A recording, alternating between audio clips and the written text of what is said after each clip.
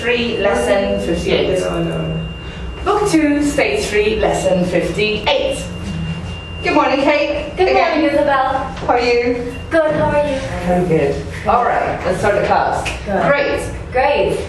Spiritual. Spiritual. Sense. Sense. Okay. Now, the word great means large in a physical or a spiritual sense, but we use it more in a spiritual sense. Okay. Okay? Now, what does the word great mean? The word great means large in a physical or spiritual sense, but we use it more in a spiritual sense. Very good. Now, tell me the names of some great men in history. The names of some great men in history are Alexander the Great, Napoleon. Very good. Now, who do you think was the greatest man that ever lived? I think that the greatest man who ever lived is Joe Arroyo. Explain, please. Joe Arroyo is a salsa singer from the coast of Colombia. All right. Is he hot? He's dead now. Okay. Right. Now, which is the greatest city in France? Paris is the greatest city in France. Very good. Now, the word great in this last question can mean either physically or spiritually great. Okay? Now, kept. Kept. Promise. Promise. Keep a promise. Keep a promise. Very good.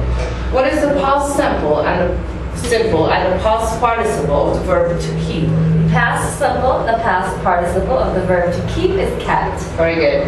Have you ever kept any animals at home? Yes, I've kept an animal at home. Which animal? My husband. All right then. Very good, honey. Have you always kept your promises? No, I haven't always kept my promises. Bad girl. Find. Find. Found. Found. Found. Found. Okay. Find, found, found. Find, found, found. Very good. What's the opposite of the verb to lose? The opposite of the verb to lose is to find. Very good. If you find something in the street, what do you do with it? If I find something in the street, I return it to its owner. Everything? Everything. You sure about that? Yes. Okay. Well then, do you find life a little boring sometimes? Yes, I find life a little boring sometimes. Okay. What's the past of find? The past of find is found. Okay. Else. Else. What else do people do in the evening besides watching TV? People eat, read, go for walks, and some other things that are of a personal nature. Okay, so I shouldn't ask you any more questions about Don't that. ask me any more Okay, questions. very good. Now, do you study anything else besides English? No, I don't study anything else besides English. I love English. Very good. Storm. Storm. Belt. Belt. Blind. Blind. Chain. Chain. Devil. Devil. Fast. Fast. Except. Except. Very good. Fast means the same as quick, except that we do not add ly to it as an adverb. We say he rides fast and not he rides fastly. Okay. Okay? Now, what does the word fast mean? The word fast means the same as quick or quickly. Very good. Are you a fast rider? Yes, I am a fast rider. Okay. Do you walk fast when the weather is very hot? No, I don't walk fast when the weather is very hot, but I walk slowly. All right. Just. Just. Done. Done. Very good. What's the paradigm of the verb to do? The paradigm of the verb to do is do, did, done. Very good. What does the word just mean? The word just means recently. For example, what have I just done? What have I just done? You've just closed your book. Very good. Have you just come into the room? No. Have you just come into the room? I haven't just come into the room. All right. Now let's talk about the conditional. Okay. For example, I should learn. I should learn. You would learn. You would learn. He, she, it would earn. He, she, it would earn. We should earn. We should earn. You would earn. I would earn. They would earn. They would earn. Okay, very good. Now, we form conditional tense in the same way as the future, except that instead of using shall and will, we use should and would. Okay? For example, the conditional of the verb to go is I should go, you would go, he, she, it would go, we should go, you would go, they would go. Alright? Okay. Can you repeat me? What is the conditional tense of the verb to go? The verb to go is I should go, you would go, he, she, it would go, we should go, you would go, they would go. Very good. Now, how do we form the conditional tense? We form the conditional tense in the same way as the future, except that instead of using shall and will, we use should and would.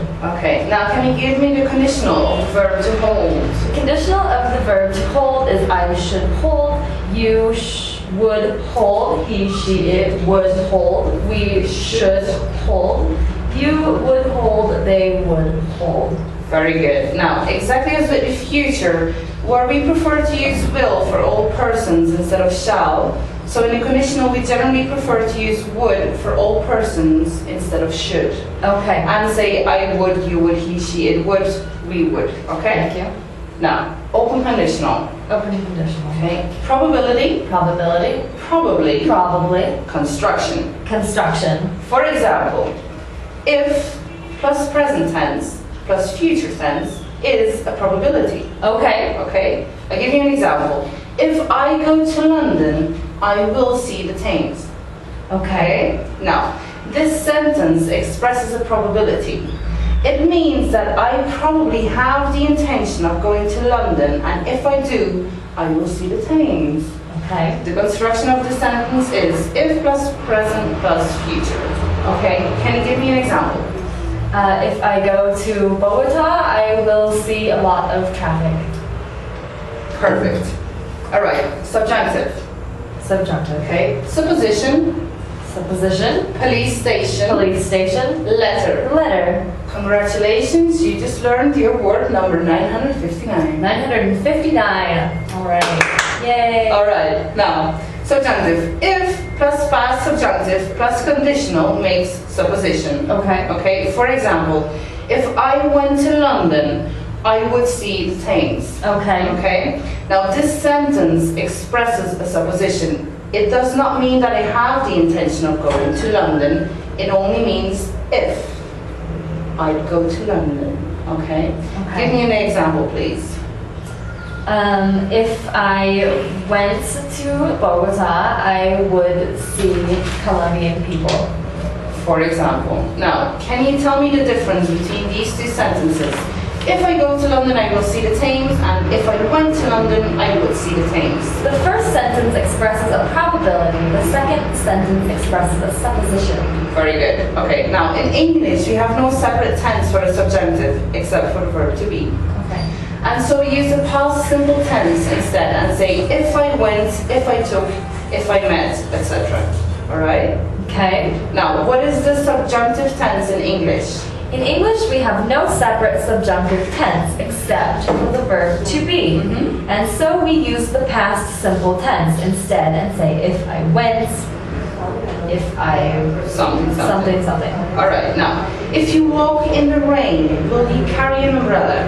Yes, if I walk in the rain, I'll carry an umbrella. Very good. What does that sentence mean? That sentence means that perhaps if I have the intention of walking in the rain, and if I do, I shall carry an umbrella. Very good. Now, if you walked in the rain, would you carry an umbrella? Yes, if I walked in the rain, I would carry an umbrella. Okay, what does that sentence mean? That sentence means that I do not have the intention of walking in the rain. It is only a supposition. Very good. Now, if you go to bed early tonight, will you feel tired tomorrow morning? No, if I go to bed early tonight, I shan't feel tired tomorrow morning. Perfect. Okay, now, if you went to bed early tonight, would you feel tired tomorrow morning? No, if I went to bed early tonight, I wouldn't feel tired tomorrow morning. All right. Now, if you swam in the sea in the middle of winter, would you find the water warm? No, if I swam in the sea in the middle of winter, I wouldn't find the water warm, but I'd find it cold. Yes, you would. Now, if you found anything in the street worth a lot of money, would you keep it or would you take it to the police station? If you found anything in the street worth a lot of money, would you keep it or would you take it to the police station? If I found anything in the street worth a lot of money, I would take it to the police station. Such a good citizen. Now, if you send an email to a friend or a letter to a friend, let's say, and forgot to put the address on it, would it arrive? No, if I sent a letter or an email to a friend and forgot to put the address on it, it wouldn't arrive. That's true. Now, if you read a good book, would you be bored? No, if I read a good book, I wouldn't be bored, but I'd be interested. Very good. End of lesson 58. And